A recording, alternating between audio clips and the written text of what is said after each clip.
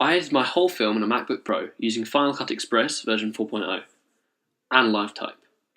When deciding on my editing software, I had the option of using Final Cut Pro, but I decided to use the cheaper and more user-friendly Final Cut Express. I discovered how easy it was to use LiveType and Final Cut Express together to make an interesting range of titles and using different fonts and editing animations.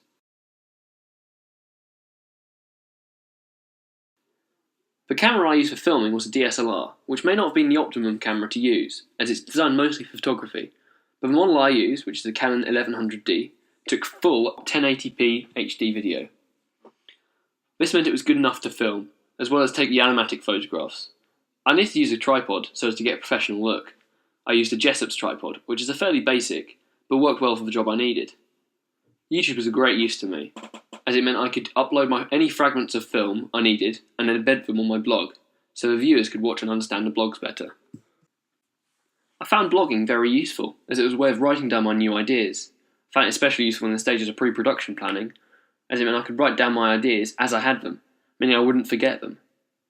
It also helped me decide if the new ideas would look good, because it was nice to get the ideas out of my head and see them visually. An example of the idea that was removed due to the blogging process was having the main character talking to a shop owner. This would have been observed from the outside by the audience, and once I was able to write the idea down and explain it, I realised that it would be a bad idea. It would be quite distracting for the audience. It would also be unconventional at the title sequence of a film, because I wanted the music to be going straight through it. This was supported by the focus group when I asked them, and they said that the extra use of audio in this sequence would be confusing for them. Do you think any sound effects are needed? I was thinking of adding in like a cash register when you went into the shop. Yeah, the cash register, yeah, like you said, if it's inside the shop it'd work, but like from where the shop was based it probably wouldn't have worked.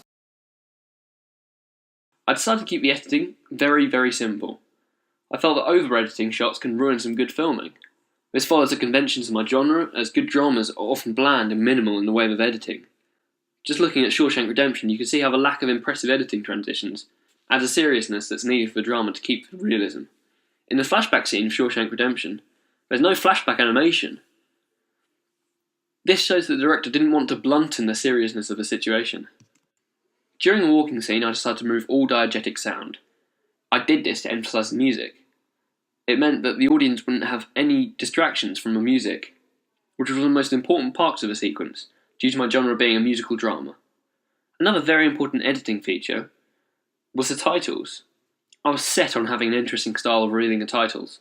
From before I came up with the plot, it was a necessity, and I was glad when I found the right animation on LiveType. This was one of the only features in my film that was not directly influenced by any other film. I thought of it and decided it would give the audience something to enjoy during the first scene, which is the most important part of an opening sequence.